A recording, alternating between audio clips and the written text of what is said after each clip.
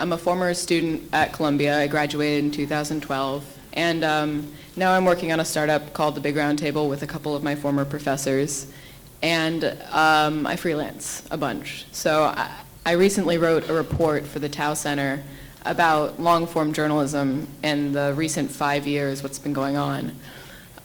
So that's kind of my credentials for being here. But I'd love to go down the line and for each of these wonderful women to introduce themselves and the work that they do. So Betsy, if you could. So I'm Betsy Morgan. I'm president of a fairly young company called The Blaze. It's multimedia, multi-platform, so a website, a subscription video network, and a television network. I'm the former CEO of the Huffington Post. Some of you have heard of that. And before that, I spent 10 years at CBS and CBS News. Hard to follow that.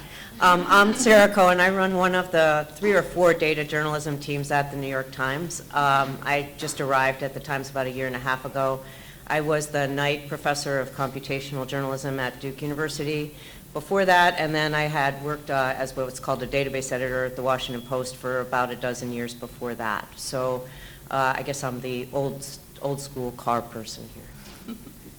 And I'm Cece Wei. I graduated from Medill School of Journalism in 2011, and I went to go work at the Washington Post doing graphics and interactive graphics there. And last January, I went to ProPublica, which is a nonprofit investigative news organization, and I've been there doing news apps development since. So right before this panel started, we were in the World Room down the hall talking a little bit about what it was like to transition from established newsrooms into this constantly changing environment and how each of these women have adapted, not only professionally, but intellectually, making sure that you can still get ahead and still do great work in these, frankly, very difficult times. So Betsy, you were telling me a little bit about the transition that you made from CBS. I was wondering if you could tell us this story.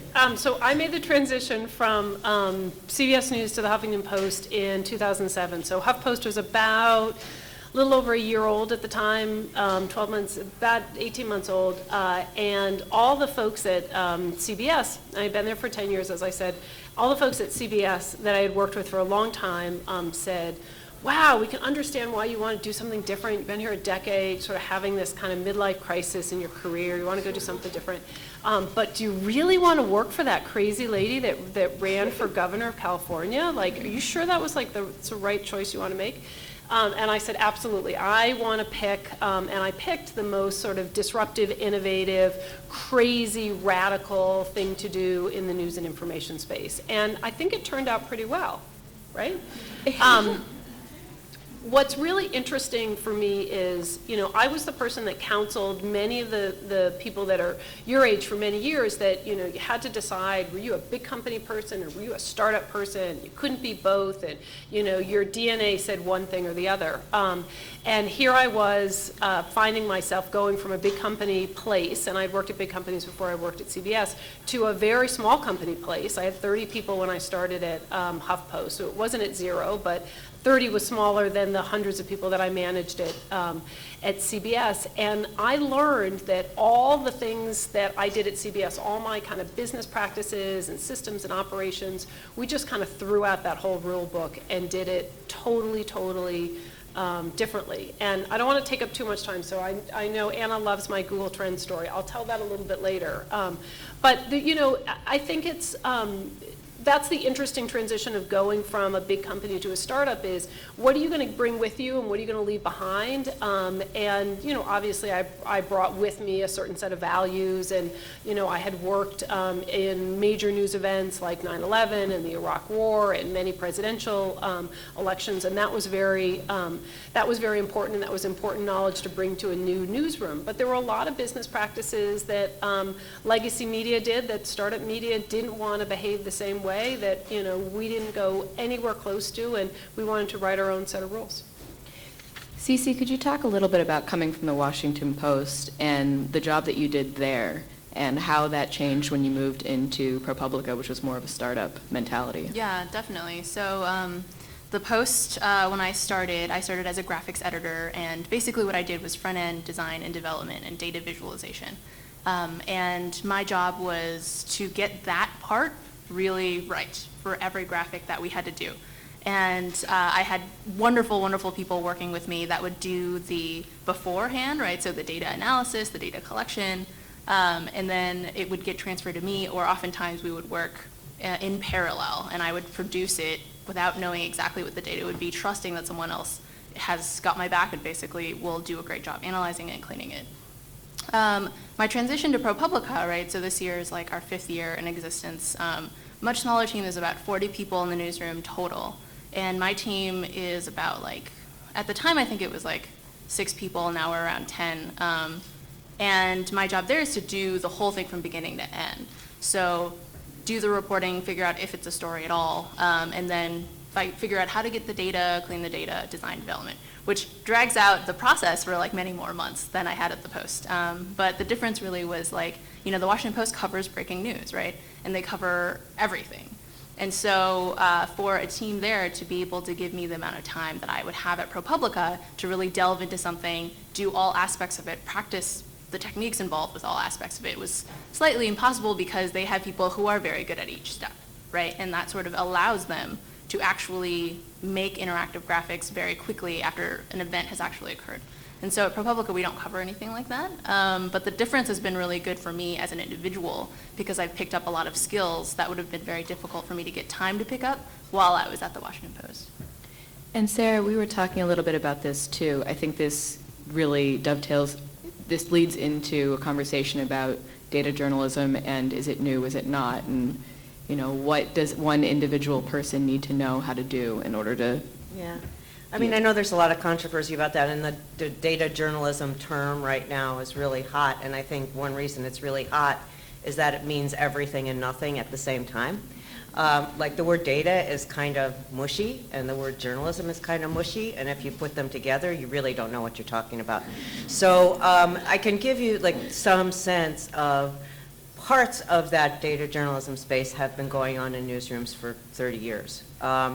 That the part where we use records and analysis to document and prove a story has been going on since Phil Meyer first did it in 1967, I think, something like that. And Elliot Jaspin a decade after that. So there's been a long tradition in newsrooms of doing reporting around records and databases. And I tend to not call that data because we usually try to get public records or something like it. But the other parts are quite new. And so, for instance, at the Times, we now have, I guess, what you would call 4 different data journalism teams. I run this more traditional reporting team. And then there's our graphics team, very much like what Cece was talking about, which is huge and incredibly well-known and incredibly talented, that generally make a lot of the interactives that you see. We also have an interactive team, which does things like election night apps and Olympics apps and things like that. That's another very large team. And soon we'll have something called the Upshot, which is the Nate Silver spin-off, I guess you would call it. And I call that a little bit more about journalism about data rather than data journalism because they tend not to do their own research. They tend to write about other people's research. So that idea that we're kind of in this time when we've got something that's really hot that nobody quite knows what it means is worth remembering that kind of it's growing out of a very long tradition of reporting around data. So can you guys talk some about the methods that have changed in the last 5-10 years for querying data but also addressing problems within the newsroom? I think, Sarah, maybe you can. Well, I can start with it because I left the Washington Post in 2009 after, doing a basic data journalism job for 12 years there or something. And I had been the trainer for investigative reporters and editors, and we went around the country teaching people how to use spreadsheets and databases. They still go around the country teaching people how to use spreadsheets and databases. It's amazing how little that has changed. But I left in 2009 to start learning more about some of the great new computational methods that might help us in a newsroom. I knew that linguists and digital humanities and computational social science were using new computing techniques that were incredibly more powerful than anything we had ever thought of. And so I studied those at Duke for a few years, and coming back into the newsroom, I was hungry to come back into the newsroom and try it out. It's a little bit harder to try it out in a newsroom than in academia, I'm learning. But the kinds of new techniques that we're really interested in getting to know more about, for instance, some of you guys have heard of machine learning. And at its simplest, one of the things that we'd be interested in doing is getting a box. We get boxes and boxes of documents still. And you take a box of documents and you make a pile, interesting, not interesting. And machine learning should help us guess which other documents are interesting and which ones aren't interesting. Those kinds of techniques that require huge computing power and probably a higher level of math than any of us ever thought we'd need are the things that are really exciting around reporting right now. Yeah, and I have something to add too, just from your question, which is like, you know, what has changed, and also what has changed dangerously, so to speak. So what's incredible about what Sarah is describing is that that is like, what she does is the heart of what the rest of data journalism is supposed to sort of tell the audience, right? So you are able to analyze your data, find what it is that you're trying to communicate out of it or what the data shows. But the technology has advanced a lot in terms of how to visualize data or how to show data. And it's gotten to a point where, 2 weeks ago, we did S&D Design Awards for digital entries, and we saw a lot of data entries that were very beautiful, but I had no idea what they were trying to tell me. Right? I was like, this is gorgeous, and I don't know what's going on. And we're seeing a lot of those in the industry or even just in the world in general, right? Anyone trying to do data visualization for any type of storytelling sort of loses that perspective because the technology is sort of jumping faster than people. Because the tools are so easy to use. Right. Yeah. And so it's just like, let's throw it up. It looks great. And, you know, it tells readers nothing. So you're being seduced by graphics, or it's easy to be The seduced eye by candy graphics. side, yeah. Yeah. I mean, I think the other thing that's really changed is that for 20 years, the tools that we use to work with data in reporting didn't change all that much. Now we have to learn that we may be changing the tools every few months, that you have to be really good at jumping into a new technique or a new opportunity. Some of you guys have heard of OpenRefine as a way to clean data. That just appeared one day. A lot of people are now using R, which used to be really hard to work with and is now much easier. And if you watch this stuff, and especially on the visualization side, there is a new tool and a new way of the next new thing and the next new way to do something almost every few months. And I think more changed in that 3 years between 2009 and 2012 when I was out of the newsroom than it had in the 15 years before that. So the pace of the technological change in the newsroom means that adapting is a lot more important than it used to be. There's almost a sense of FOMO, fear of missing out, that like if you miss the newest technique, you're going to somehow just not be a journalist anymore. But I think one of the interesting things we've been talking about is that it's about the old practice of doing journalism. They're just new methods, and we just have to make sure that the new methods are, that we were talking about this earlier, the method that you use to query research has to be foolproof, and that asking the questions that you have to be well informed. So can you talk a little bit about old practices and how sort of going back to the days of yore can be a little bit helpful? I guess so. I mean, my work, and I'd love to hear what these guys have to say about this. For my work, I mean, I've always been pretty specialized in investigative reporting and in project reporting, which is very different than what most journalism is. And so from our perspective, we almost never, I can't think of a story except maybe one or two that I've worked on that started with a database. It always started with a question, and it started with an idea, and it started with a tip. And the idea is that, okay, let's see if we can try to prove this tip or disprove it, or how common is this, or what does this reflect that's bigger, and what records might we be able to get that might help us there. And that set of questioning really hasn't changed at all from an investigative reporting standpoint. How we go about that might be completely different now, but the basic process of starting a story really hasn't changed much from my work. I think it has changed a lot in other people. Betsy, could you talk? I think that this is kind of a perfect time for the Google Trends story.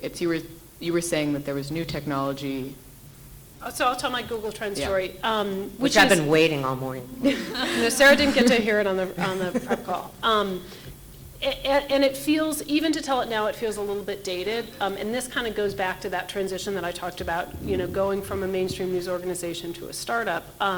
In the summer of 2006, Katie Couric had announced she was leaving the Today Show and coming over to be the first female anchor of the evening news. And for CBS News, it was a real, such an enormous opportunity, a real transitional moment for a news organization that had been under a tremendous amount of sort of fire of late. And so people were feeling really good in the news organization. And I had the luxury in my job running CBSNews.com and a couple other businesses of beginning to meet a lot of interesting people in the tech space, including the two engineers that started Google Trends, which at the time was in Google Labs. So Google Trends now, we all use it regularly. It's not sort of stuck in labs. It doesn't have any lag data. But at the time when Google Trends first came out, it had a 6-month lag data. But these engineers sort of traveled the country and showed people, like, isn't it really interesting to see over time when people started searching for the word Iran more than they'd search for the word Iraq? Or isn't it interesting, and the Wall Street Journal did a great piece about this years later, how CDC flu data is almost perfectly correlated with flu outbreak data is almost perfectly correlated with people searching around the country for flu symptoms. How you can sort of use data to show behaviors. And I thought that's so amazing for a television newsroom, really sort of for two reasons. One, on the investigative side, wow, wouldn't this help a bunch of 60 Minutes reporters think about how they pick stories and how they might research stories. And also, in particular, for the lineup of the nightly news broadcast, you think you're the executive producer of the evening news, and you think you know what story you want to lead with based on what? Based on your gut, based on what you led with yesterday, based on like what was on the front page of the New York Times, which we often followed. And so these Google guys were like, well, it's not all, look at the data, it's not always what you think it is. And so I took around these two really sweet engineers to the various senior producers and executives at my peer group at CBS. And, isn't this amazing? Like, it could change everything. And the response I got universally, and it was, it was early days, and I don't think this would happen today, was, oh, Betsy, you really have not learned anything about the news business in your 10 years here, because that's not what we do, right? We are paid the big bucks for a reason, and that is for us to pick those stories that the heartland wants to hear and listen to and read and watch. And these kind of goofy engineers with this kind of goofy thing called the internet can't really tell us much, because we're the experts. And my God, like how far we have come and how far journalism has come in sort of incorporating all of those sort of amazing tools. I do think Sarah's right when she says it starts with the question, and you look at the data to figure out, like, how does it answer my question or how does it reflect my question? I think that data can do a lot of things, including telling inaccurate stories and telling what you want it to tell. And for that reason, data can be dangerous in some ways, and graphic representation can be even more dangerous because you could tell something that was inaccurate and highly beautiful. But I want to say one thing to that particular point, which is what's so amazing about the world we live in today is the constant feedback loop, the two-way communication with an audience, where I do believe, not in every single instance, but I do believe that there is an audience out there that is, in most instances, very responsive and will stand up and say, that's wrong, that's not an accurate reflection of the data, that graphic doesn't tell me anything. And that, if you kind of believe in the power of if you believe in the power of the community and the audience, that does come back to haunt you if you are consistently putting out things that are not accurate and are not reflective of what the information you're sharing is. And something we didn't have years ago. So you talked a little bit about the reticence of CBS, but what about legacy companies like the New York Times and the Washington Post that have embraced change as it's been happening in the news industry? We were talking about this a little bit earlier. Could you tell me something? Yeah, well, one of the things that's at the Times, and I haven't been here that long, so someone else would be better at giving the history, but our executive editor, Jill Abramson, spent, I believe, 2 years on the interactive desk while she was managing editor to make sure that kind of the focus of the next editor of the Times would be of, not on the web, to use that cliche. And, the idea that, and for instance, simple things like the 10 a.m. meeting is no longer about the front page, even though it's still called the front page meeting, it's really about what's going to be on the home page during the rest of the day and right now. So everything is a lot more immediate. One of the things that I've been really impressed with the Times since I've been there is this idea of just trying things and then throwing them out if they don't work. And I was saying earlier that I've had the luxury of the two newsrooms that I've worked in at the time were both family controlled. So we haven't had kind of the pressure of some public companies that just keep, they have cut severely the resources, but, and especially at the Post, but it's not, there's not as much difficulty, I think, as in a place like CBS to change and to embrace things, because you really only need the CEO to agree. Mm-hmm. And you don't need to then start, I remember Don Graham going to the shareholders once in the late 90s and said, if you're looking for quarterly profits, go away. And he controlled the stock, so, there were people investing in it, but they knew that it was a family control. So. And Sarah, just to further that point, those two executives are such great examples. Don Graham sits on the board of Facebook. And was an early investor, really early investor and backer of Mark and Sheryl at Facebook. And Arthur Sulzberger here in the city, I think, is one of the most innovative, curious, inquisitive people that I know in the city when it comes to all things digital. And that makes a big difference, right? Because they are, obviously two controlling family members, but, they really set the tone for the rest of the company. Can you talk a little bit about some experiments that you guys have tried that may not have come to fruition, but still were worth the experience? It's not, one thing the Post tried when I was there is that the labs, there's like an R&D department of the Post that tried creating something called Social Reader. I don't know if any of you ever used it, but for a while the Washington Post was trying to control, basically as a reader, if you were using Facebook as well as reading Washington Post content, you could do it within Facebook's, like their Facebook app, Social Reader. And then you could share all of the news articles with your friends in Social Reader, and it would pull in other people's articles as well. And like your whole existence on Facebook would suddenly be about Social Reader, which worked like really well for a few months, and then it sort of like really tanked after that.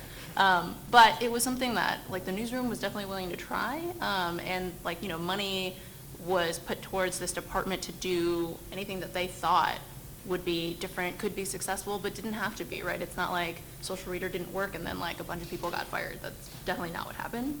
And the Post historically has, as the Washington Post company, has purchased things like Kaplan or like Slate, and now like with Jeff Bezos, his purchase, right? Like I still have friends at the Post, and like the feeling is definitely, it's still on that, like, we don't have to answer to quarterly shareholders in that same way, like we can try things. Mm-hmm. It's been very hopeful, I feel like, is the atmosphere. Can you talk a little bit too about the importance of experimentation and knowing that you're not going to be penalized if something fails, because it's not ultimately a reflection on you, it's just maybe the project didn't work. Mm-hmm. Social Reader is a pretty good example of that. Can you talk about experimentation at the Blaze? I can talk about experimentation at the Blaze and at the Huffington Post. And again, this is, that's the beauty of a startup where you're creating a brand that's brand new. You have everything to gain. You have nothing to lose. You're not worried about losing any legacy readers or legacy dollars because you didn't have any when you started. And in both instances, both at HuffPost and the Blaze, and one started very much in the center left space, and one, the Blaze, is very much in the center right space. We were able to just throw a lot of stuff against the wall, and a lot of it didn't stick. And you just sort of wake up the next morning and say, like, oh, well, that was a dumb idea, or that didn't work, and let's try something else, or do we learn anything from that we can take to the next thing? And the great thing about being these sort of small startup organizations, HuffPost very much was for its first few years of existence, obviously much less so now. I think it's, much more of a mainstream recognized brand, is no one really noticed when you fell down, right? No one one wrote about it in the paper, no one talked about it, no one laughed at you, no one pointed at you, they didn't even notice.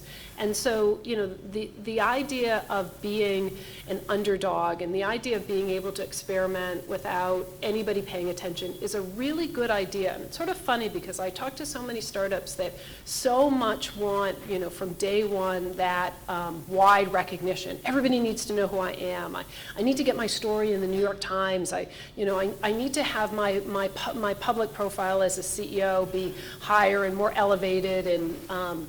And I've found in both these instances, both in HuffPost and in The Blaze, it's kind of good to be sort of behind the scenes, and it's good to be the thing, I think in both cases, with HuffPost and The Blaze, where people aren't necessarily thinking you're going to succeed, and they're not paying attention to you, because that's when you get to do your most innovation. That's when you get to try the most amount of stuff, and that's worked very successfully for us in both organizations. That underdog comment seemed to resonate with both of you. You were both nodding. Well, I think that one of the things that makes me think of is that I think it's much harder right now to be in an established mid-sized company than it is to be at a startup or a big company. Yep. And, because the So Times neither is here so nor there. big, we almost act as lots of little startups inside the newsroom.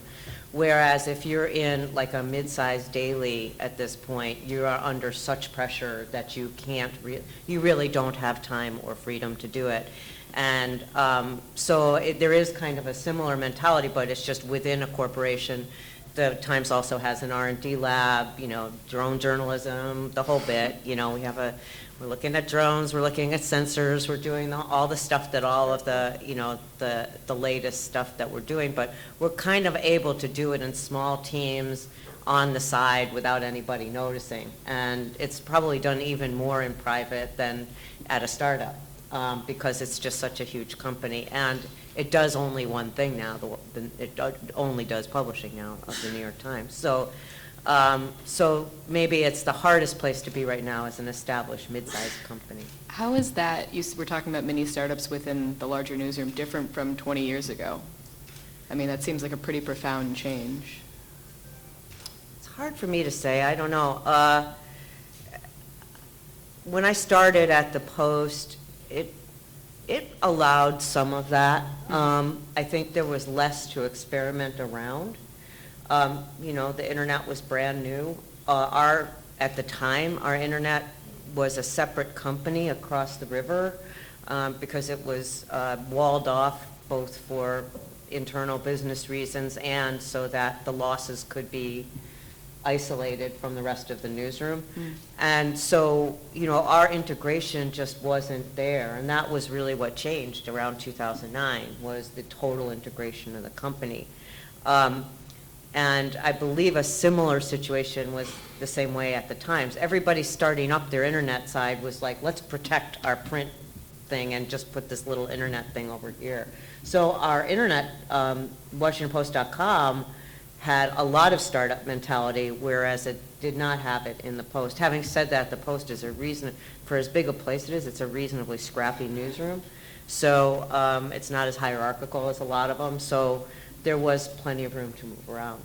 It seems like the principle of fail fast, fail cheap really applies, particularly right now when there are so many new technologies bombarding And you. I think one thing that's different from the web side or in the print side than from the television side, and television I think is really kind of just starting to see this change, is that, remember when I first started at CBS, we were about to debut a big primetime news program with, it was Brian Gumbel, that was the anchor. And so much money was invested in that debut night, right? We spent a lot of money on the set. We spent a lot of money on acquiring talent. We spent a lot of money on, who's going to be your first set of guests. Kind of look at Jimmy Fallon launching a couple weeks ago, and it certainly wasn't, extravagant as extravagant as it might have been in the past, but someone put a bunch of money into investing in that first night and that first week of guests.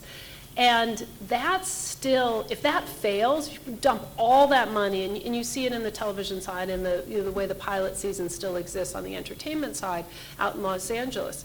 you dump all that money into that debut, into that first night, and you fail, you're in big trouble, right? The web is exceptional, and I think print allows this too, that you're rewarded for iteration. You're rewarded for constant iteration. I'm gonna get a little better every day, right? I'm gonna listen to my audience, I'm gonna do a little bit more for my audience every day. You just wait, like it's gonna be fabulous in 6 months. I'm just gonna continue to iterate.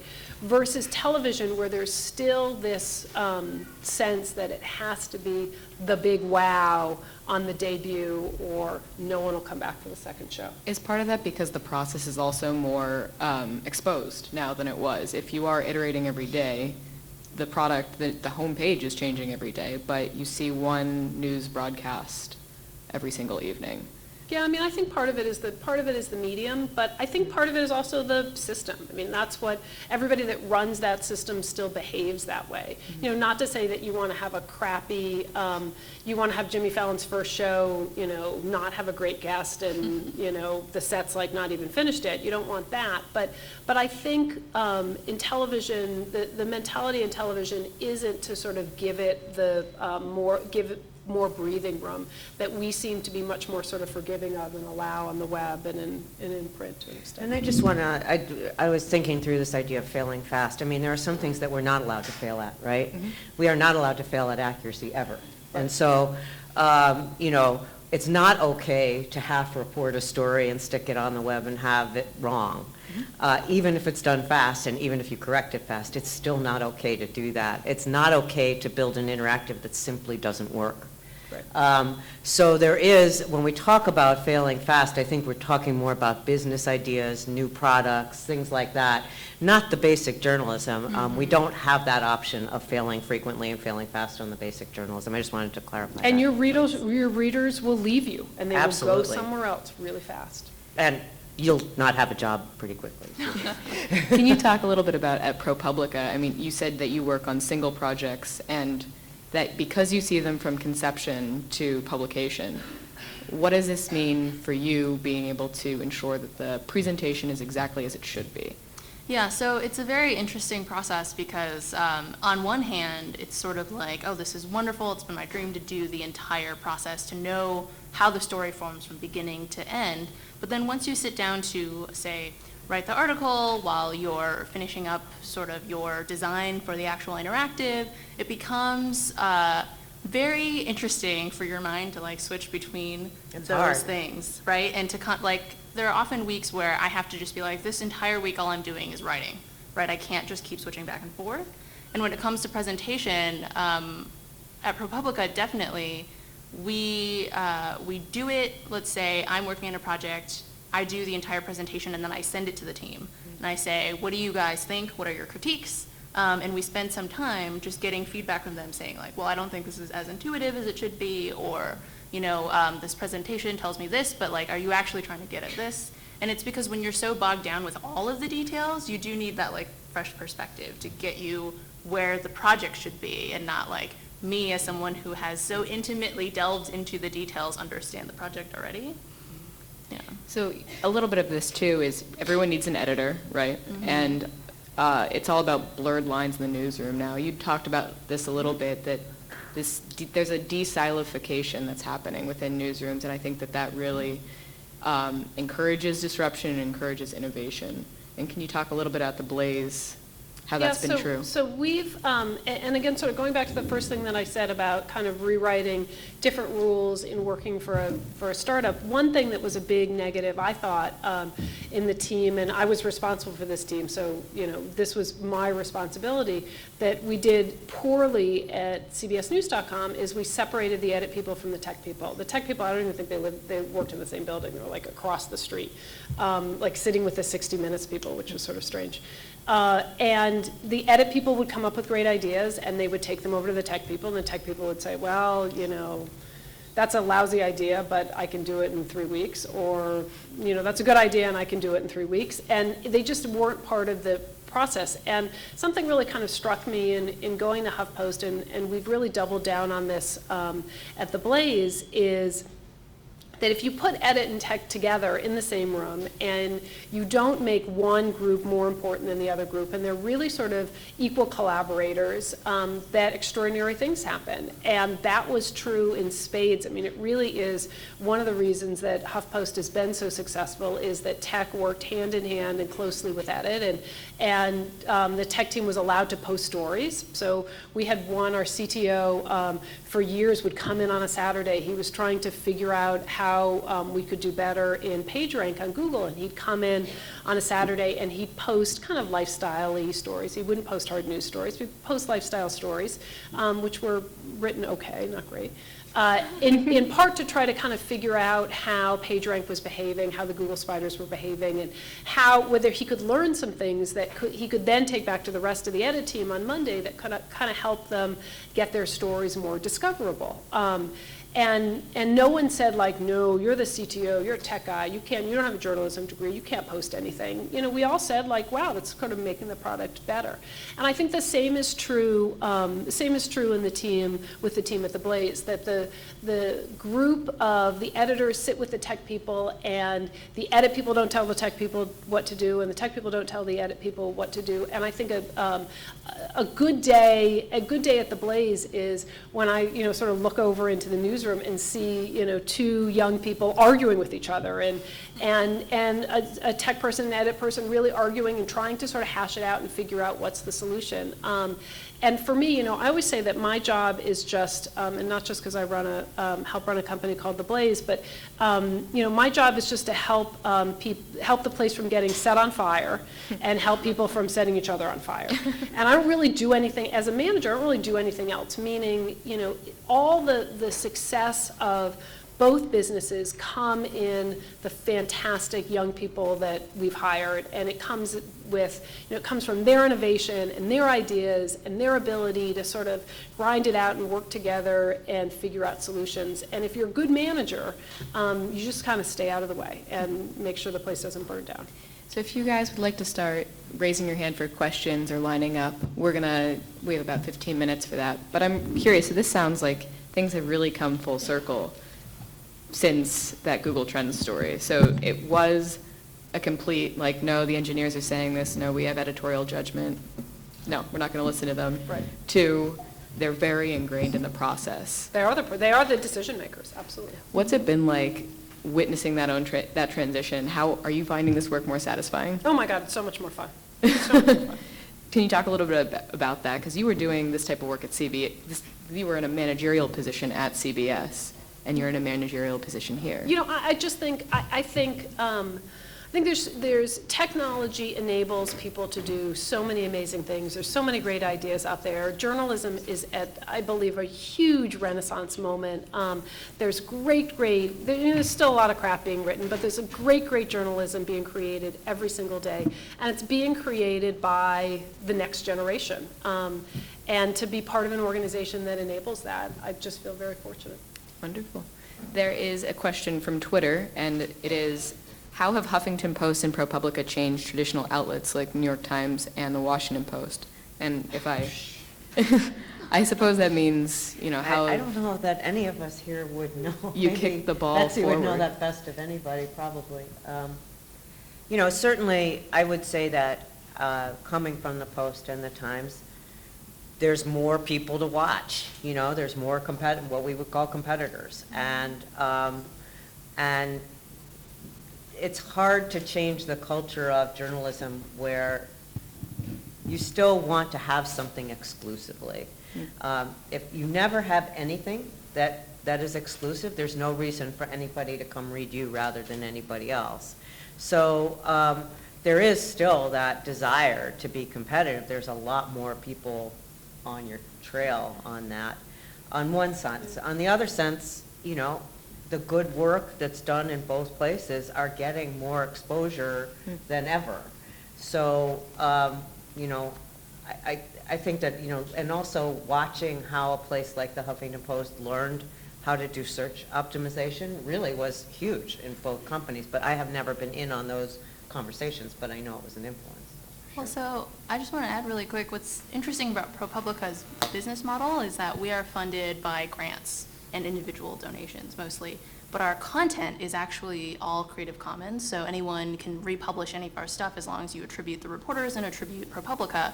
And so what we've done a lot is we've partnered with the Times and we've partnered with the Post, right? And our stuff is frequently either jointly reported and then jointly published, or just simply we come up with something, you know, it's been an investigation we've been working on for a year, and we say, hey, this is extremely relevant to either HuffPost readers, the Times readers, the Post readers, do you want to publish this, right?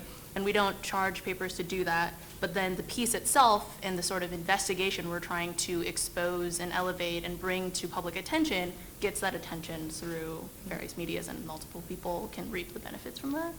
So You it's know, a very- I think new brands across the board, not just HuffPost, but the TMZs of the world and the BuzzFeeds of the world and the Upworthys of the world, just continue to raise the bar. And I don't mean raise the bar from like an investigative journalism sense, but raise the bar from a consumption sense on, you know, one thing that we've been extraordinarily successful with at the Blaze of late is we get a tremendous amount of traffic from Facebook. We do, you know, very, very well in social media, and we've started passing some very established brands, and that has raised a bar in that, you know, some of those brands have said, you know, why is this new brand that, you know, it started just 3 years ago, why is it passing us? Why, you know, why are more people interested in this brand? And so I do think that, you know, raising the bar in competition is a good thing. So it's really a buyer's market right now. Yeah. The reader gets to sort of say, no, I'm choosing this. Do we have a question? Right there. Hi, I'm an economics reporter, so I've been really excited recently about a lot of the DataViz projects I see going on, like that will have an economics component, like Nate Silver's project and Ezra Klein at Vox Media and the Upshot at the New York Times. But one thing I've been confused about is there's one thing all these places have in common. It's the people who are the faces of these startup projects are all white men. And many of the people that they're hiring are white men. Like even at the Upshot, David Leonhardt hired, his first four reporters were Nate, Neil, Derek, and Josh. So I'm wondering, you know, there are a lot of women working in this field in data viz and in economics, but they tend to be more of the designers of the data viz or the photo editor or something that is behind the scenes. I just want to answer this because I've just lost one of my most treasured Yeah. employees, Joe Craven McGinty, who will now be the new numbers guy, but she's a woman, at the Wall Street Journal. So at least one place has reached. Good, I'm reached glad. us. But why, like, predominantly, the faces of these places still are white men? And is there a problem with women remaining behind the scenes and not promoting their personal brand, and that's why they're not becoming the faces of these startup projects? Any thoughts on that? You know, it's a tough question. There was a study that came out this week. I think it was a Pew study, maybe it was a Knight study. I don't remember. And Ariana get great credit and well deserved for having more women in the Huffington Post newsroom than, you know, many other traditional newsrooms. You know, I don't, as you know, as a woman, as a manager, as someone involved in hiring, I've always hired the best person for the job. I've always hired people who've hired the best people for the job. You know, I think there is still a imbalance, absolutely, and it's an imbalance that we all have to be aware of and look at, and, you know, look at giving opportunities across the spectrum. I also think that, you know, that is a particular niche where it's almost the same problem as women in technology as opposed to women in journalism. I mean, if you look at our newsroom, our top editor is a woman. We've got we've got about half of our assistant managing editors are women. So it's not as much a problem throughout the newsrooms as it is in that particular area, and perhaps it is an issue of brand building. But I also think it's kind of the subject matter may attract people like that. It's interesting when we go to the IRE conferences for computer-assisted reporting, it's finally starting to have a considerable element of women there. We had the Car Gal dinner, I think the first time 6 years ago or 8 years ago, and there were 6 of us. When we had it this year, there were 65. So we're getting somewhere on it. It's just taking a while. And Yeah. you were also mentioning when you were at Medill, so you're a recent graduate, that there weren't these classes available to you to Right. learn. I mean, not for any, not because you are a woman, but they Right. just weren't available I was in not journalism barred as a school. woman from these classes. Right. No, there was, I remember the year after I graduated is when the night lab started, which has helped a lot at Medill. But when I graduated, I think my senior year is when they brought back a computer-assisted reporting class. And then I think after the night lab came in, I don't know if it's still running even. But, you know, like, I don't know how to answer that question. And what's really, because I followed that a lot when it was over the news, when Emily Bell wrote about it. And one of the most disappointing things, too, also, right, was that Ezra and Melissa Bell, as his co-founder, was not, like, widely known as that position, right? So she and Ezra had an equal partnership, but he was sort of the face of Vox.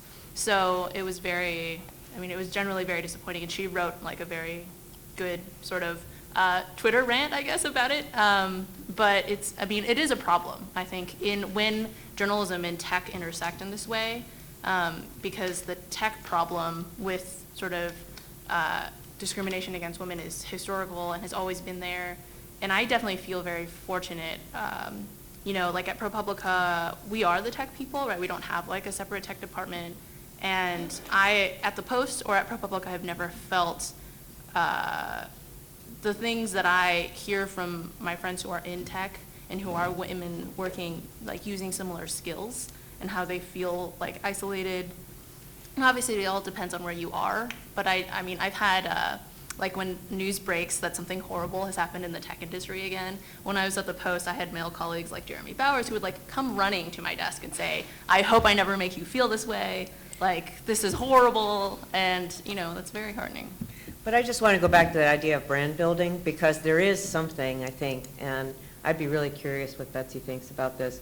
There is something that a lot of women are less self-promotional than men, and it is something that I'm not sure comes as naturally. And that idea of building a brand of yourself, I think, doesn't come as naturally to a lot of women as men. Ariana Huffington accepted, but I don't know if your thoughts. Yeah, on and I that. think, you know, I think Ariana is a great role model for, you know, for somebody who has experienced tremendous reinvention many, many times in her career. She has a new book coming out now. And a great role model for women in journalism and women in business. And, you know, I think, Sarah, you have a good point about self-promotion. And it's, you know, it's sort of something that I hope will change with time.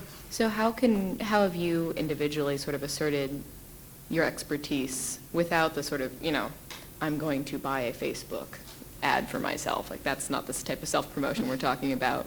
We're talking about, this is who I am, this is what I'm good at, and making that known and stepping up to the table. How have you done this in your individual work?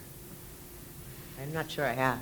So I'm really not, I'm not Yeah, good I at mean, it. I guess well, I don't know how good I am at it, but my general advice is like, if you're interested in doing sort of web-related, well, just all work really is to have a presence and own your presence on the internet. So like, whether that means being the person who, say, like, has your portfolio, your resume, your own site online that people, like, if I were to search for you on the internet, I would find what you control as, this is my description of myself, this is the work I've done, these are the awards I've won, right? That's better than me finding a bunch of links on other sites and allowing that to sort of shape exactly what my presence is online. So that's just, you know. Yeah, I would say to me, it's always been, for my own professional career and for myself personally, it's all been about authenticity, right? That if you are authentic to who you are and you wear what you want to wear and you behave the way you want to behave and you are authentic to your true self and you're the same person when you go home to your family at night than you are professionally, that goes a really, really long way. And I think there's a tremendous amount of pressure both for men and for women to conform, to be, you know, to fit in, to be somebody maybe that they're not or they're not comfortable with, and that just over time comes out, and it doesn't always have such a great ending. And for me, the advice that I've given all younger people men and women, is know who you are, be confident in who you are, and have that courage of conviction and that authenticity to be who you want to be, and you will be happy, you will be happier, and you will be successful. And it won't matter what, other people might say about you if you're a little bit different than the norm. Are there any other questions in that? I don't want to. Sorry. So I'm going to go ahead. My question's right up there on the Twitter feed, but without going back to school, I've looked a lot into grad school, and I'm a little nervous about going into gobs of debt and then going into journalism, not like dentistry or medicine. What places can I go to learn these tools? Well, I have Whether to do it's this. Even if I didn't believe it, I'd say 3 words: investigative reporters and editors. They do an enormous amount of training. They have online training, and becoming a member of IRE would get you there. The Computer Assisted Reporting Conference that was just last year, unfortunately, it's only once a year, but it's more training than you can ever imagine in 5 days. So that's kind of where a lot of this stuff comes together. Is Chris Wu, Mac Diva on Twitter, has put together a whole compendium of all the different handouts and links and things of people who are learning and tutorials and things like that. But I would say there are lots of opportunities in New York too. There are often workshops on weekends. But IRE is a great place to start. Maybe someone can tweet at MacDiva and ask her to share it on the hashtag, by the way, resources, but Code With Me, too. So, I can promote Code With Me a little bit, but I would say, Tom Drodikonen, who is a graphics editor at The Times, and he and I run a program called Code With Me, which is in a weekend we teach HTML, CSS, and jQuery to journalists, and only to journalists. So we don't take people who are outside of the profession. And we try to use that as a way of teaching people how to teach themselves more after they leave.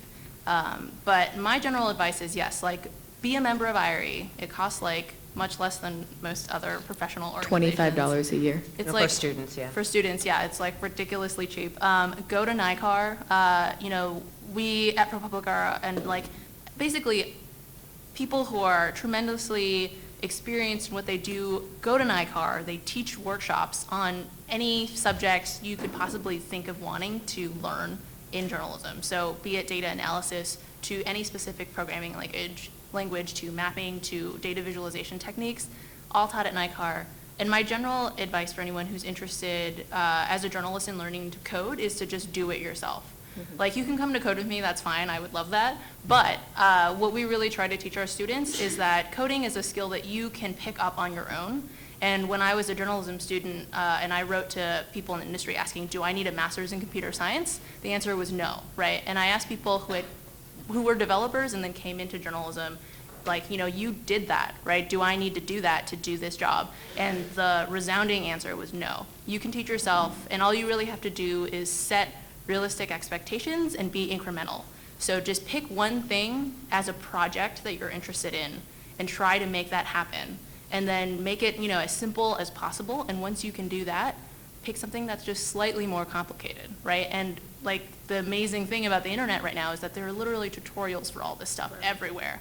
And more and more of it is specifically geared towards journalists now because people who have done it want to teach other people how to do it.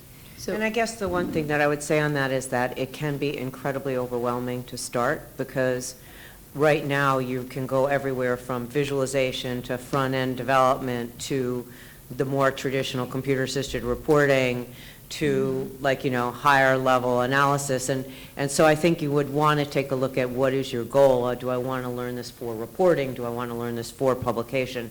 And that will take you in different directions. For instance, if you want to use it for reporting, you may need to work on how to get and clean data, but you're not so worried about the coding to present it.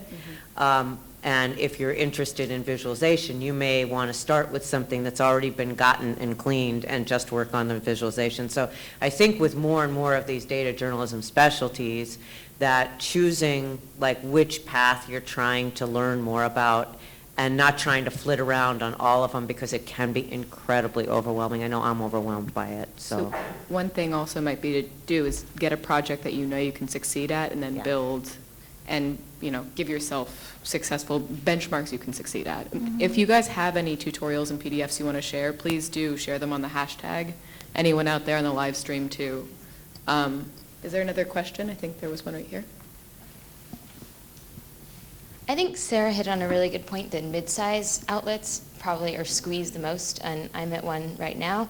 And I was wondering what your recommendations might be for outlets that don't have very much money and to sort of break out of some very fast molds that they have for how they cover news, like where they might start or where, if it needs to be from the bottom up by individual reporters, where they might start. Yeah, and I do think, when we go back to that history, the computer-assisted reporting tradition that really kind of hit in the early 90s, almost all of that was entirely bottom-up. There was no manager anywhere that said, except for at the Raleigh News and Observer, was about the only place. And that was because there had been a bottom-up movement. So it's always been from the ground up that you've had to do that. I think that same advice about something that you really, really want to do is the way to start. And, reporters for generations have said, I don't have time to do that story, and then gone home at night and done that story anyway. And I was talking to the person who hired me at Duke once, and he said, here are all the stories that people tell me aren't getting done because they don't have any money. And I told him, Jay, they're lying to you. If they really wanted to do that story, they would do it. And so, so the idea is like everybody involved in this has done it at night and on weekends, not in their day job. And if there's one thing about an editor, is that they cannot resist red meat. And if you bring them red meat, they will do something with it. So, but you probably will have to do it on your own time. And I know that's a horrible thing to have to say, but it is true, has been true for a generation, if not more. And it's true in a lot of businesses that breaking out of a mold means doing it on your own time. One thing that's also kind of nice about that is you truly own it. It's Yeah. something that you've done and you can feel really proud of. And if they don't want your red meat, somebody else will. Mhm. So. Anyone else have a question? I thought I saw one more hand up. Nope? Okay.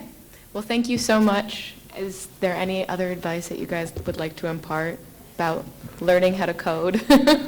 Well, something Betsy said really resonated with me in terms of like being able to fail and then no one noticing. So a piece of advice we do give a lot, or Tom actually really likes to give this piece of advice, is when he was at the Boston Globe, he did a lot of programming because that was what he was hired to do, but he was almost like one of 2 or 3 people in the entire newsroom who did anything like that. And the way that he would try to get new things into the Boston.com site is that he would pick like a section that the editors were not super impressed with, and he would just do like crazy visualization stuff for that section. Because even if it turns out bad, like the editors already don't care.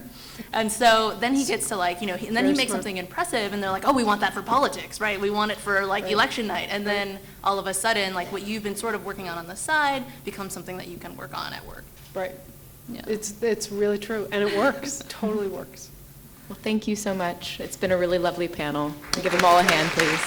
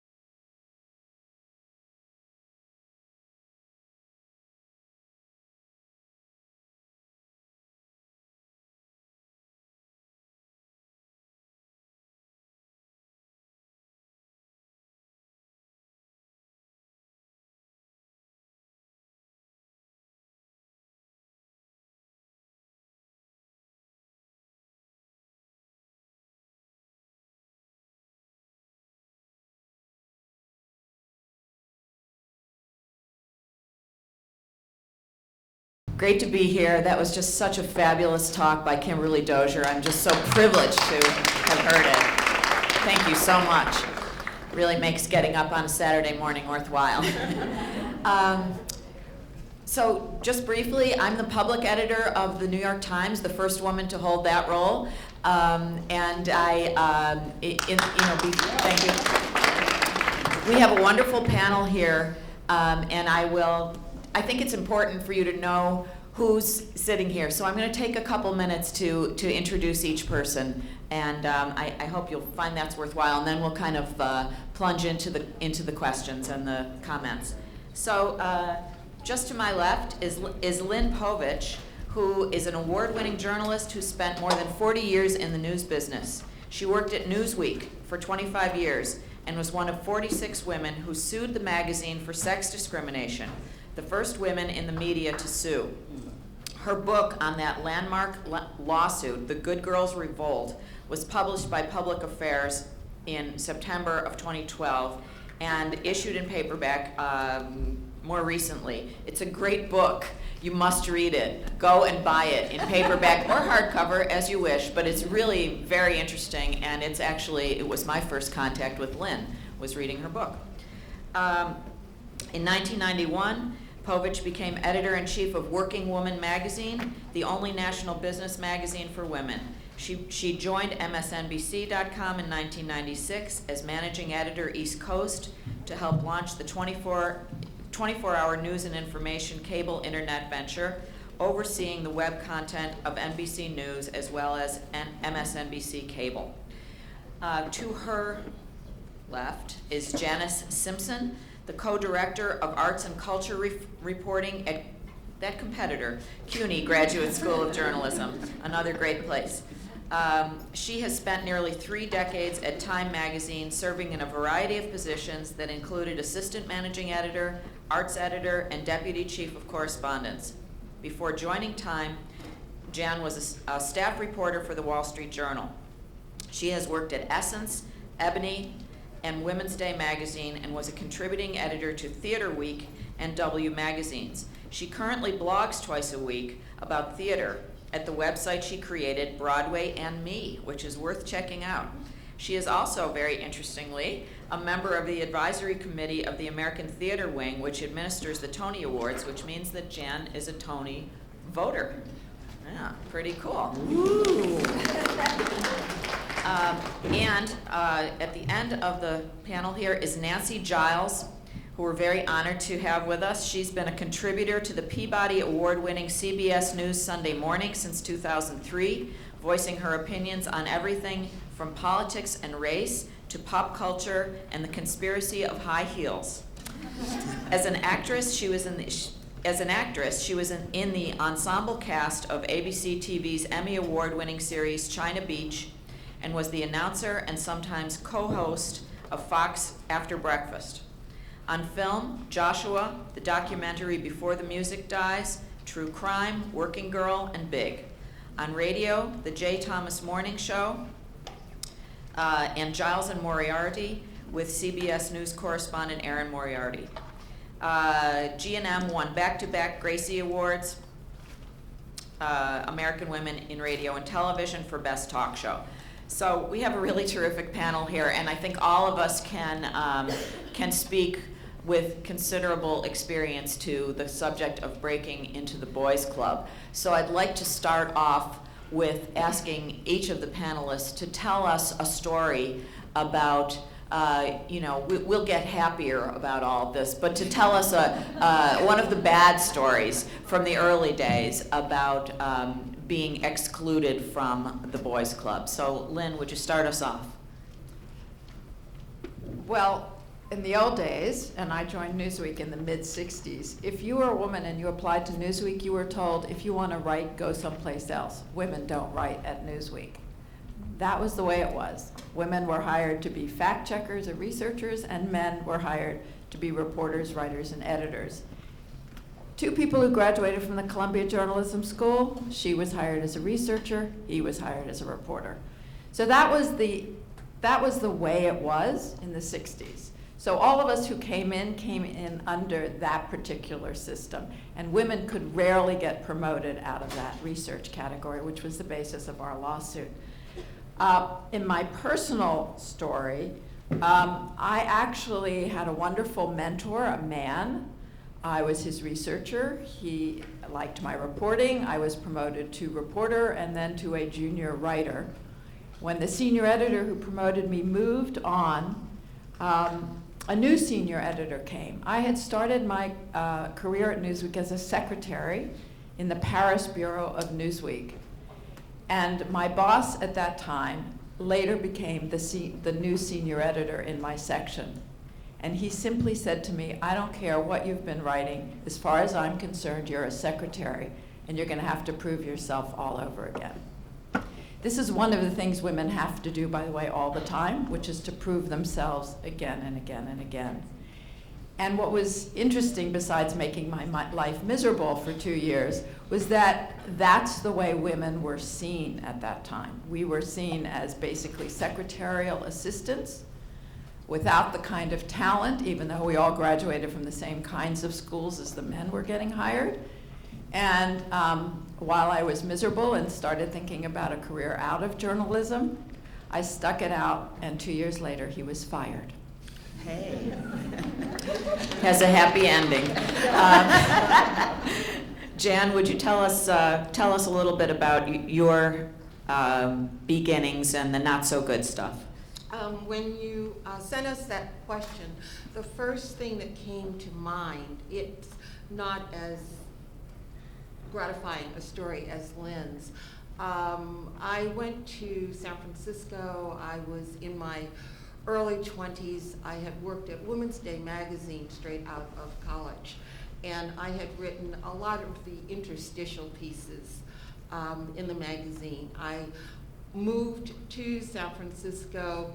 I originally went to Chicago to work at Johnson Publishing, which publishes Ebony magazine. And I was working at Johnson, and my editor called me in and she said, you have to cut your hair. And I said, why do I have to cut my hair? It was larger than it is now, but why do I have to cut my hair? And she said, Mr. Johnson, who owned the company, doesn't like the way you dress, and he doesn't like the way you're wearing your hair. And so it was confusing to me, and I said, well, does he not like my work? And she said, no, he thinks you're doing a really good job, and that's why he wants you to cut your hair. So I came in, that was a Thursday, and I came in the next day, and she said, I went to her and I said, I don't think I can cut my hair. I mean, I don't see what that has to do with my work. And she said, well, I thought you were going to say that. And Mr. Johnson says, if you come in on Monday and you haven't cut your hair, you have to leave. I had moved from New York to Chicago for this job. And so I went home and I got into bed and I started crying. I cried through the entire weekend. And I particularly cried very heavily starting at 5 o'clock on Saturday, because all the places I could cut my hair were now closed. So I didn't even have an option anymore. I mean, up until that point, I was kind of crying and thinking, should I cut my hair, should I not cut my hair?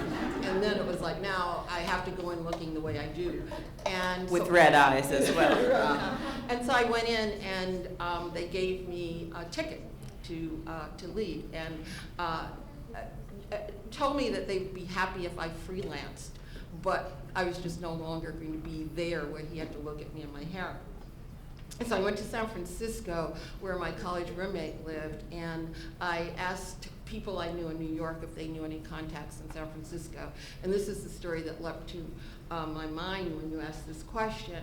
A friend told me about a friend who worked at the San Francisco Examiner, and that I should go in and tell him that I knew Bernie and he would be helpful in getting a job. So I went in with my little clips, and I can still see this. This guy looked at my clips, and he looked at me and he started laughing. And I thought, well, this isn't good. And then he stood up and he went to the door and he waved in two other guys. And so I was sitting there, and they were passing around my clips and just sort of laughing. And I slunk out with the feeling that, you know, I didn't look great because of my hair, and now I didn't look good because of my clips. It was a rough way to start. Thank you. That's, there's a lot of humiliation in this business, plenty to go around. Nancy, tell us a story. I've got to start by saying I'm not a journalist and how honored I am to be here. I write purely opinion pieces, which is wonderful because I can say, well, with some restrictions, whatever the F I want. I'll have to send you an email later because Mr. Johnson, who's African American, I had a strange encounter with him when I lived in Chicago as well about my appearance. Apparently, I didn't cut the mustard either. I had a fro. He still, anyway. So in the 1980s, I was fresh out of college and I moved to Chicago to be part of Second City, which is a wonderful improvisational group that's got a great reputation as being politically astute and with it, and a lot of the people that go through Second City end up on Saturday Night Live or Stephen Colbert. All those people have been there. One thing that never had really occurred to me, because I've always loved being funny and felt that I was funny, was they didn't have a lot of black people at Second City. In fact, they didn't have any. They had two that made it to their main company over the, at that point, 20 years that they'd been in existence, which when you think about the fact that it was in Chicago, is kind of weird. The other thing that happened at Second City and with comedy in general is the people who started that theater felt very certain of the fact that women aren't funny. So the tradition of Second City when they formed a troupe of actors was to have either 4 men and 2 women or 5 men and 2 women. And one of the founders, a man named Del Close, I'll never forget being in a workshop of his and him saying, you know, well, why don't you get yourself in the scene? You can play like a, I don't know, nun or a whore or something. That's about what they thought women could do. There still is this kind of bias against, especially I find women of color that are smart funny and witty funny. You don't see them. We don't get a voice. It's wonderful. The new head of the Harvard Lampoon, she's an African-American woman, which really pleases me. Writers on Saturday Night Live, they finally hired some African-American women. That really pleases me.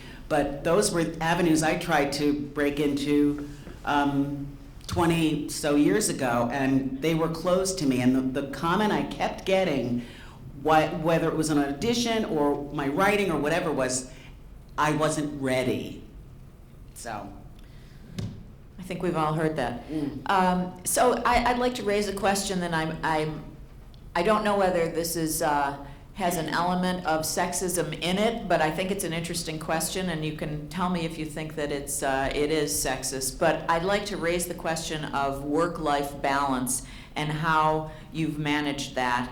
It's not a question that would come up probably at a conference that involved all men, but it does come up with women. I've been asked it all the time. And I'd like to toss it out there as possibly a provocative question. So, Nancy, and I should say that I know that Nancy has to leave us a little bit early, so I'll ask you to start. We want to get lots of Nancy while we can. Oh, well, that's a sexist question. I just want to start with no. No, yeah, we get that all the time. In my case, I love my work, and I grew up thinking more about what I was going to do than who I was going to be with, I realize. And by not, I guess, going to college and maybe like looking for my husband, as some of my friends actually did, you know, they said that. I was like, really? You know. But again, because I love my work, I'm single, I don't have children, I wish I'd had kids, I wish I'd been married, but that does take a lot of work and focus. And I didn't even realize, for me, this was just an interesting, wonderful, kind of interesting, how many times can I say interesting? One more. Life to lead. I kind of went where these adventures took me, and I think I heard Kimberly saying something like this earlier. You know, it's funny, there wasn't necessarily a plan that got me from Second City to Sunday Morning.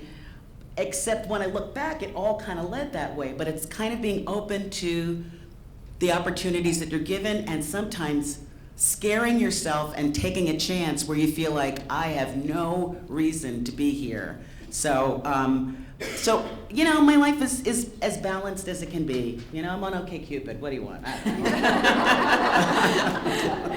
Jan, would you take a whack at that one, please?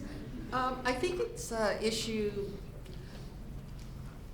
that women still face. I think increasingly, happily, it's becoming more of an issue for men to deal with, but still primarily for women. I married relatively late, and I didn't think of myself as career-driven, but I suppose I was. I worked very long hours. Being first was very important to me, getting the story first. Every year I would set for myself a number. This is when I worked at Time, and Time had just introduced bylines when I went there. And I would set for myself each year a number of bylines that I was determined that I was going to get. So I was very focused in that way. And then I started thinking, I don't want to wake up at 50 with just my books and papers. And that became, for me, sort of a mantra in my head. And it seemed as though I was going to head that way. And so then I started thinking, well, what's so wrong with your books and papers? You know, you have good friends, you have a good career, good life. And then I met my husband. And I remember saying at work, I have put work first for the past 20 years. And now it might seem very old-fashioned, it might seem non-feminist to say this, but for me, the priority is going to be making him happy. And so the first test of that came, I had just been named the Deputy Chief of Correspondence at Time. We were going into a midterm election. Unfortunately, election night fell on my husband's 50th birthday. And so it was a choice. And I went in and I said to my boss, I'm taking off that week and I'm taking him away for his birthday. And I thought, this could hurt my career. And at that point, I was prepared to do that. It did not. I think it did not, to be quite honest, because my boss was a woman. Sometimes that helps.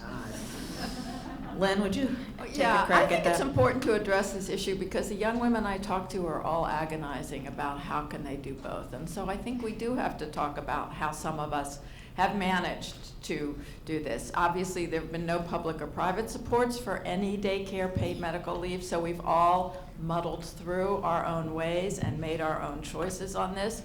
But I think there are enough of us who are married or have children to say that, you know, you can do this if you plan ahead. I was a late mother, so I had 15 years experience before I had my first child, and at that point I chose to go part-time, and because I had been at Newsweek for 15 years and was a senior editor, they gave me part-time, which I think is the perfect solution for somebody with young children if you can. Unfortunately, not enough businesses will allow women to do that.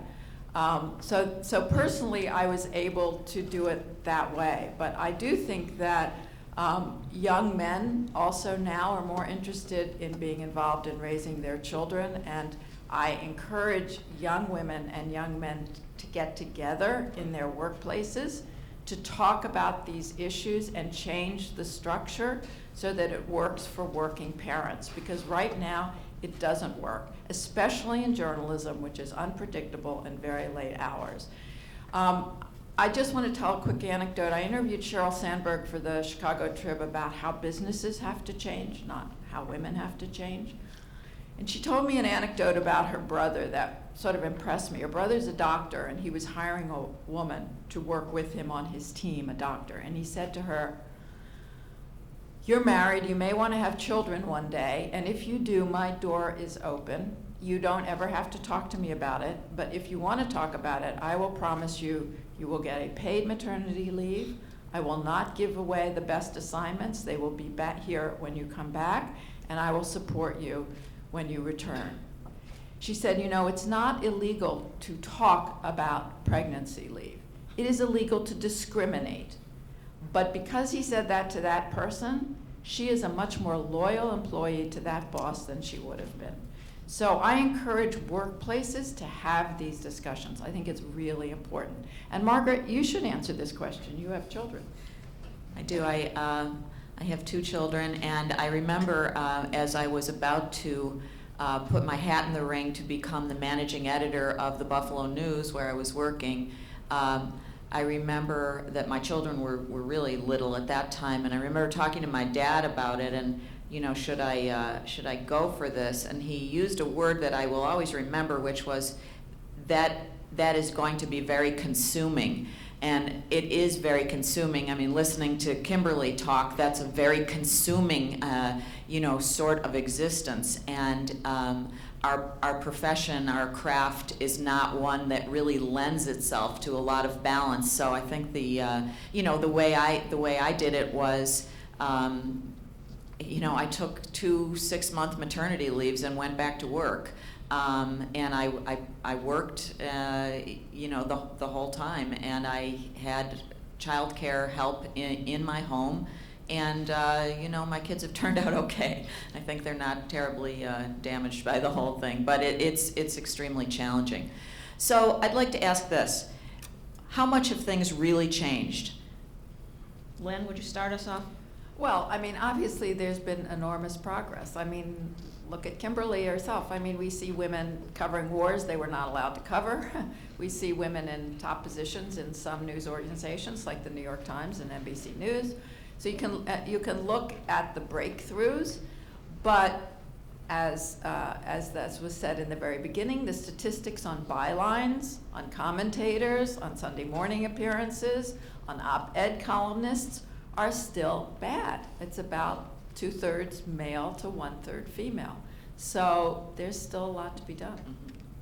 Jan, how much have things changed? Well, I agree, obviously, with Lynn. I think at one point, when I was asked to become the New York bureau chief at time, the chief of correspondence then came to me and said, I went to him actually and asked, well, who's going to be my assistant? Because the bureau chiefs always had an assistant. And he said, well, there's no money in the budget for an assistant. And I said, well, what am I supposed to do? And he said, well, you can figure things out. And I said to him, I feel like the first black mayor of a major city where they let you come in when the resources are down. And that kind of embarrassed him, so he actually let me have an assistant. And I sort of feel, in some ways, that's what's happened now. My friend Nancy Gibbs is now the managing editor at Time Magazine, the first woman to become managing editor. And she's working under really, really hard, difficult conditions that her predecessors, to be quite honest, didn't face. When you look at the big magazines, the sort of major magazines that all of you who are text people want to be in, those magazines are still run by men. And I mean, you know, when I started at women's magazines, there were then the top jobs at many of the women's magazines were men. It would be a man who would be the top editor, and then women reporting under him. So there has been change, but we still, the sort of big dogs, the major names, still tend to be male.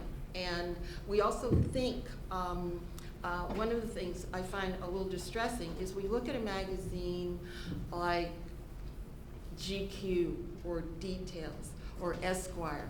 And we don't consider those to be men's magazines, we consider those to be magazines. And then you look at magazines like Ladies' Home Journal or Ms. or, you know, Essence, and those are women's magazines. And I think it's unfortunate that even women look at those magazines in that way. Those magazines do serious journalism. The men's magazines talk about how to look and what to order when you go out. I think some of it is our mindset as well. So I think there have been changes, but not as many as there should be. Nancy, how much have things changed in your world? Well, it's a relatively new world for me because I've been working at CBS for 12 years. Again, it's a funny thing. I would only be there if because of another woman. No, that's very bad grammar. I'm there because of Erin Moriarty, who's on 48 Hours and is not only a wonderful journalist and reporter, but has been a real advocate of mine. She saw me do kind of this political comedy. She brought me to the attention of Rand Morrison, who's the exec producer on Sunday Morning, and she sort of finagled, you know, me going in there and pitching a story. She said, you know, you should do essays, you should do opinion pieces. I thought, I had no idea what she even meant, because although I was a huge fan of the show, it's unique and it's beautiful and I loved it. To do opinion pieces, in my mind, I thought, well, Andy Rooney does that. And when I got a tape from the show of people who did opinion pieces, they were all white men. Calvin Trillin, you know, very erudite, very square. You know, I just couldn't see myself fitting in that mold. But they gave me a shot. And what was great was I felt like I was home. Like it's the perfect thing for me. They've given me a lot of leeway in talking about politics and race and gender and body size and even things like high heels, which I do believe are a conspiracy, but part of that has to do with, the fact that I've been 6'1" since I was 14, and when I wore heels in the movie Working Girl and thought I was really looking great, some crew guy said, "Are you male or female?" Because I didn't walk in them that well. But it's okay to gasp. That was part of my very first essay, and it was the first essay I did, which was completely freelance on Sunday Morning, was such a winner that I'm now there 12 years later. One big important thing I would say, though, is, and this is echoing what some of the other women have said, in television news, the producers are very powerful. They decide what is worthy of going on the air. And if they're all male and they're all white, that's going to put a particular filter in what you see. They've let me do feature pieces at Sunday Morning, but I've really pushed hard at doing opinion pieces because that to me is a more powerful position to be in. That to me, it says CBS News, although I'm not a journalist, thinks that my opinions are worthy of national exposure. And I'm the only woman of color on a network news show that gets to do that, and I'm really proud of that. I had ins, I had like accidental ins to get in there, but you know, with mostly white and male people making the decisions, and they might not even think that they're being sexist or racist. They're just hiring people they're comfortable with. You know, we've got to like shake that comfort level a bit, but that can be a real way to discriminate, either on purpose or accidentally. So that hasn't really changed so much. I love what you said about the pain of the original high heel comment from someone and turning that into a great story. It was gold. You know, Nora Ephron famously said, "Everything is copy." And on her deathbed, her mother said to her, "Take notes." On her mother's deathbed, take notes. So we all have to sort of turn the difficult moments of our lives into something a little bit better. I'd like to talk about advice that we would give to the young journalists in the room, and if we could include in that the role of mentoring. So, Jan, actually, I'm going to ask you to start this because you suggested the subject of mentoring, which I think is a great one. So if you'd start us off there. When I first went to Time, there was one woman senior editor.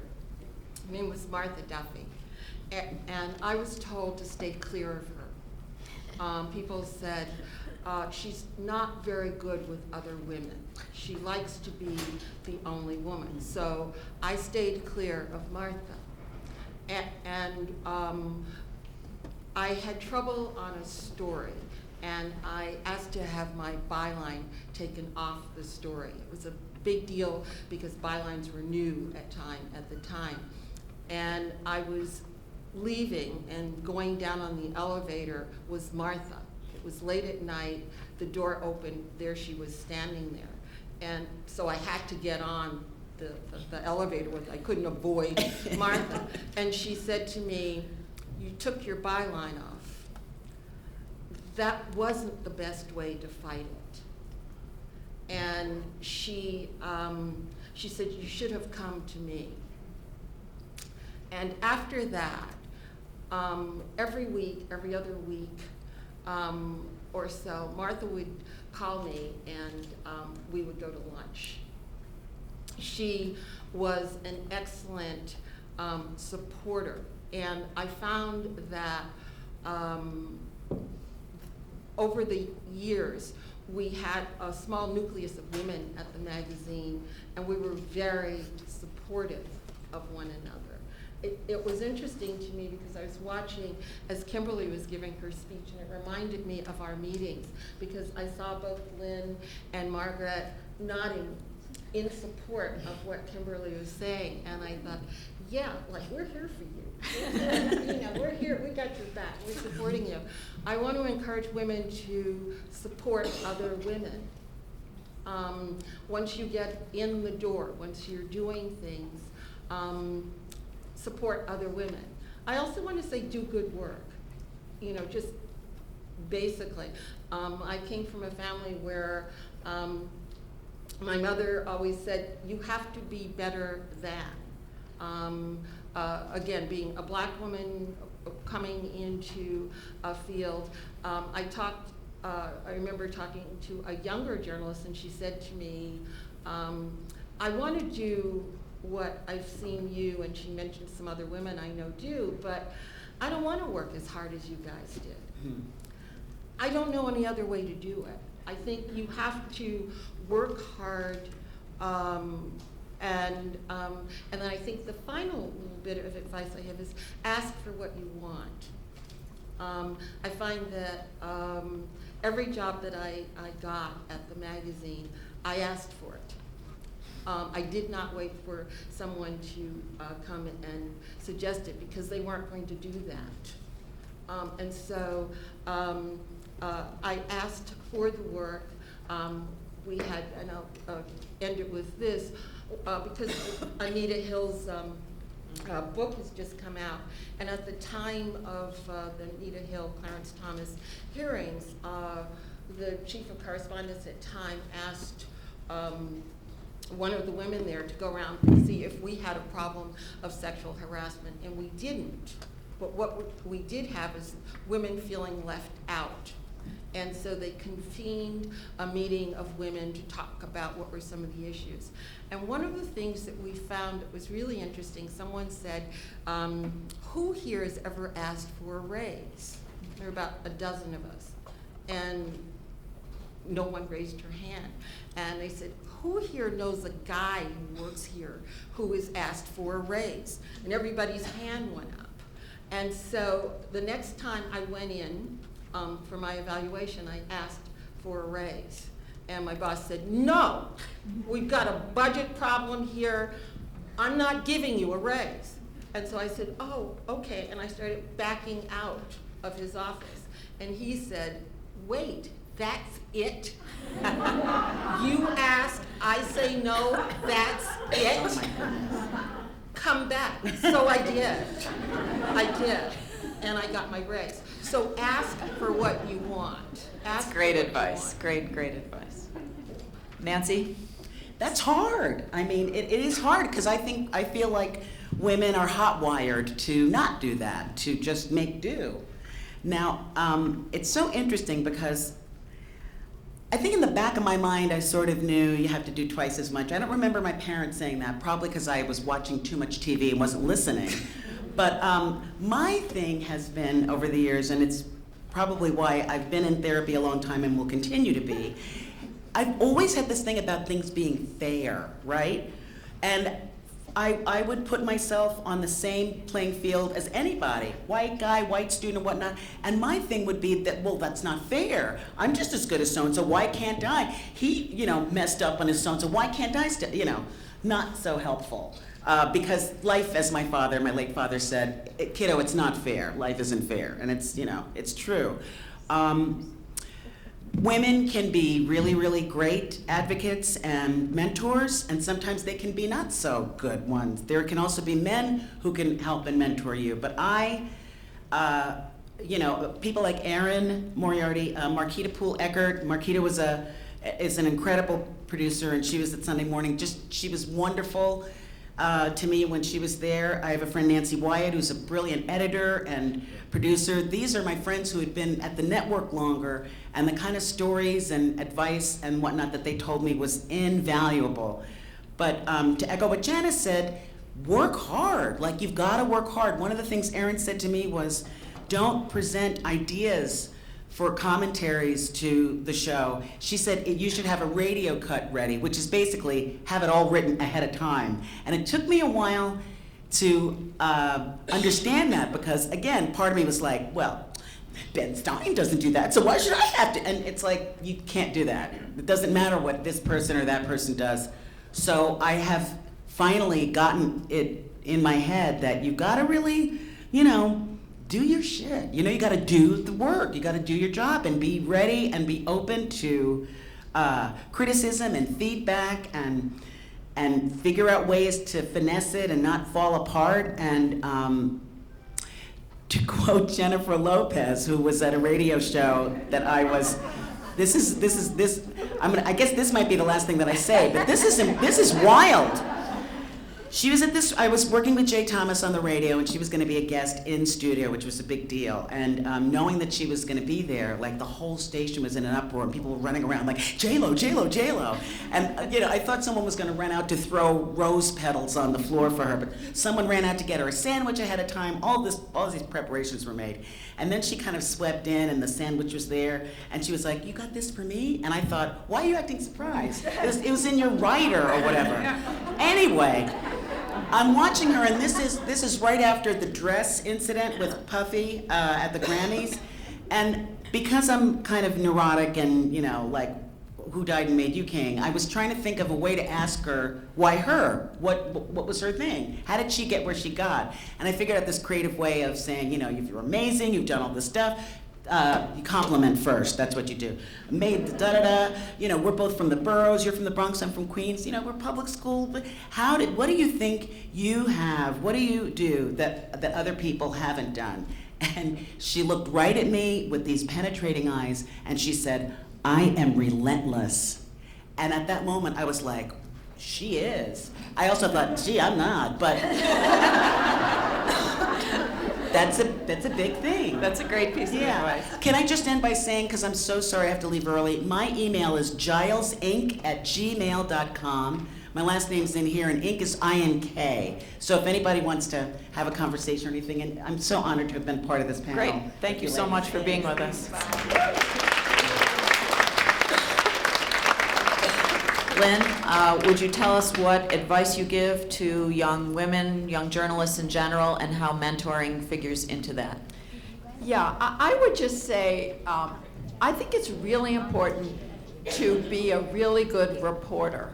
I think you have to learn how to report the hell out of a story. If you notice, Kimberly started in print and radio doing reporting before she got on television. And frankly, most news is broken by print reporters. So the first thing I would say is become a fantastic reporter and develop sources. And also, as you all probably are doing, learn the technology. because any reporter today has got to know everything about video, links, social media, and everything, and you'll get hired, you'll get a job. But you really, it's great to be a columnist and an opinion writer, but first of all, there are many of them. You can get opinion everywhere, and what I think distinguishes great opinion writers is that they report before they opine. And so I would really encourage you to really concentrate on your reporting. As far as mentoring, I think Nancy's right. You gotta have the right woman and the right man. In my generation, we were all mentored by men because that's who there was. And there are great men who are very supportive. And in fact, I think as much as I believe women in power have a responsibility to bring up other women with them, I think it's also really important that men mentor women, that it's just not considered a women's thing to mentor other women. I think women in power should make sure men are mentoring women as well as whatever they decide to do in their own mentoring. But I think it's really important to get the right person, and that person can be either a woman or a man. And how do you find that person? I mean, you know, do you recommend actively seeking out a mentor and trying to find it, or does it just happen sort of the way it did with Jan?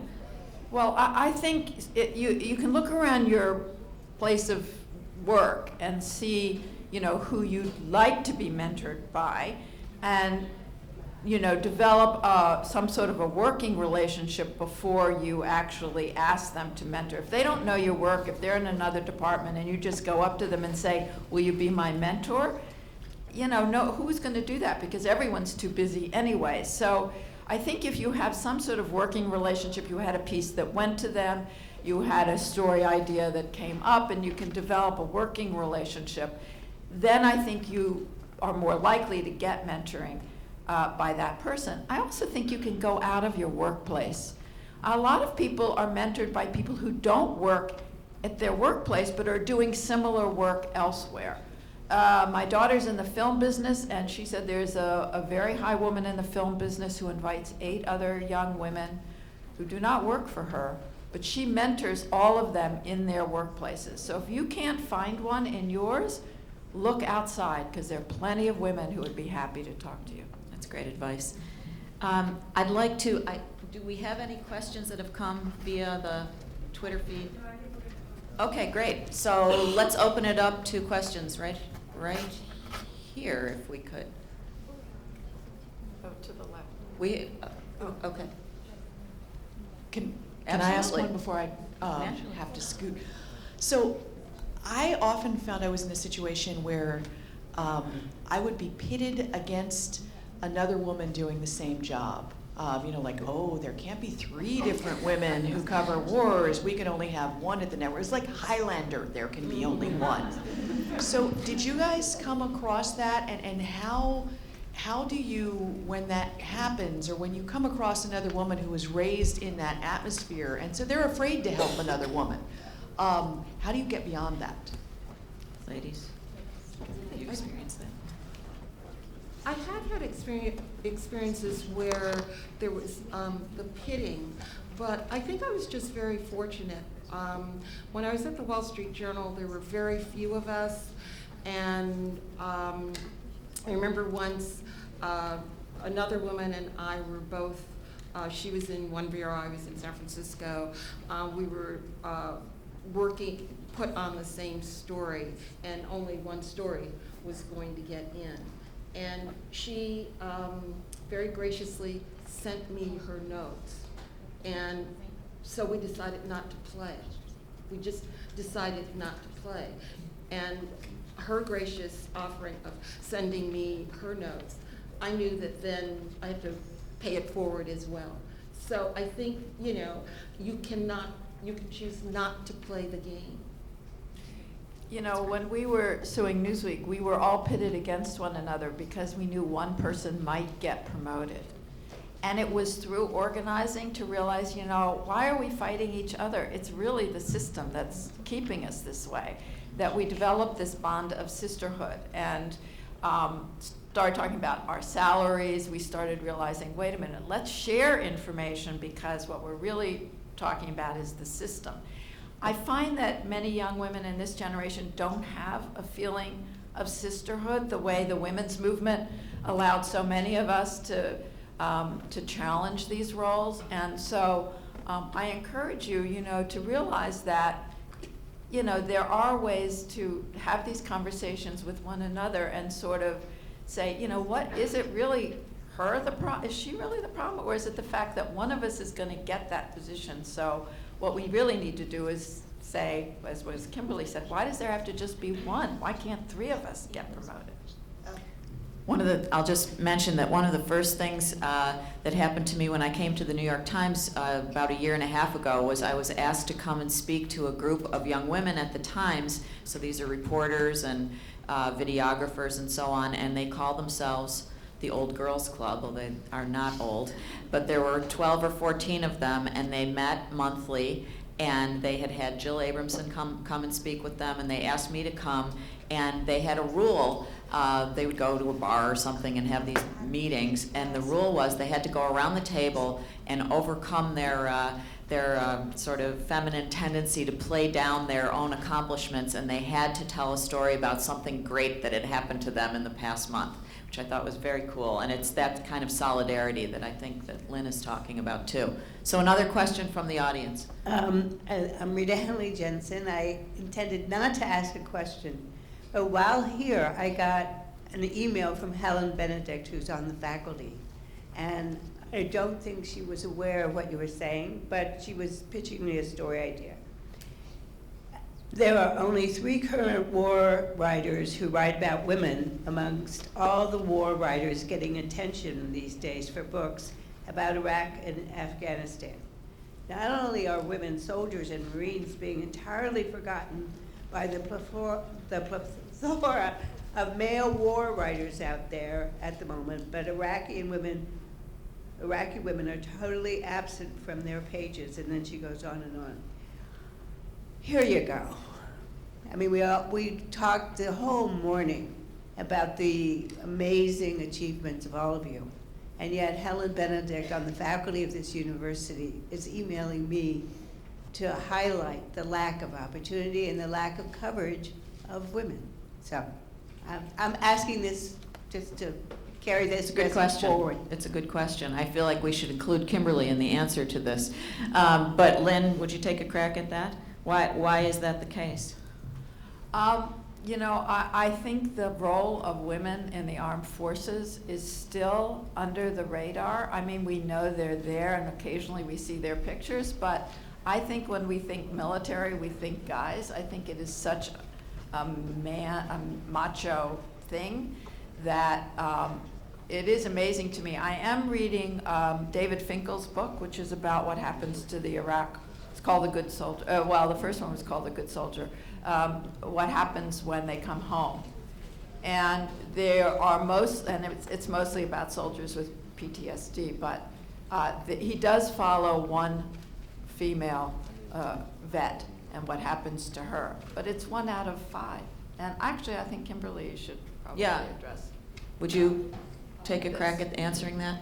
Why so few women covering wars, and why so little coverage of women affected by war?